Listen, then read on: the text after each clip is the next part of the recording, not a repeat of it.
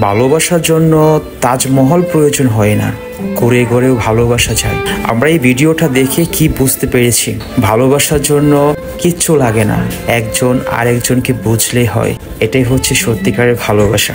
বাবার কাছে টাকা নেই, বাবার কাছে ইনকাম নেই, বাবার কাছে কিচ্ছু নেই, বাবা তোমাকে আমার প্রয়োজন নেই, এইসব কথা অনেক সন্তান বাবাকে বলে কষ্ট দেয়। কিন্তু সন্তান তো এটা জানে না, বাবারা সন্তানের জন্য কত সুখকে স্যাক্রিফাইস করে, কত সুখকে ত্যাগ করে, কত কষ্ট করে সন্তানের মুখে দুমুঠো ভাত তুলে দেয়, সেটা মাত্র বাবারাই জানে। সারা দিন যখন রোদে পুড়ে বৃষ্টিতে ভিজে কষ্ট করে সন্তানের মুখে দুমুঠো ভাত তুলে দেওয়ার আশায় এত কষ্ট করে সেই সন্তান যখন মা বাবাকে এত কষ্ট দেয়, এর চেয়ে কষ্টদায়ক বাবাদের কিচ্ছু হতে পারে না। আমার স্ক্রিনে যে ভিডিওটা দেখতেছেন, ওই লোকটি হচ্ছে অসহায় গরিব একজন বাবা, নিজে না খেয়ে সন্তানের মুখে খাবার তুলে দেওয়ার নামই হচ্ছে বাবা। আপনারা অবশ্যই বুঝতে পেরেছেন আমি কি বলেছি।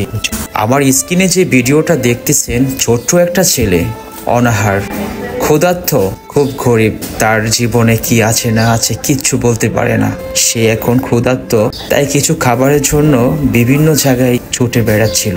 হঠাৎ করে এখানে আসছে কিছু খাবারের জন্য।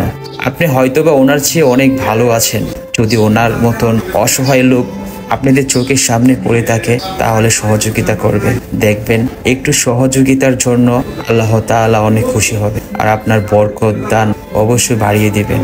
আমার স্ক্রিনে যে ভিডিওটা দেখতেছেন, এটা হচ্ছে ছোট্ট একটা কন্যা শিশু, কি সুন্দর করে পিজাব পরে জায়নামাজে দাঁড়িয়ে নামাজ পড়তেছে। সবাই বলতো যে কন্যা সন্তান যার ঘরে আছে সেই ঘরটা নাকি আলোকিত হয়ে থাকে। আল্লাহ তাআলা যার ঘরে একটা কন্যা সন্তান দিয়েছে, সেই ঘরে নাকি আল্লাহ তাআলা নিজের হাতে বরকত দান করে দিয়েছেন। সত্যি কন্যা সন্তান সবার ঘরে থাকে না, যার ঘরে আছে সে হচ্ছে ভাগ্যবান। ভিডিওটি ভালো লাগলে অবশ্যই শেয়ার করে দিবেন এবং পেজটি ফলো করে দিবেন।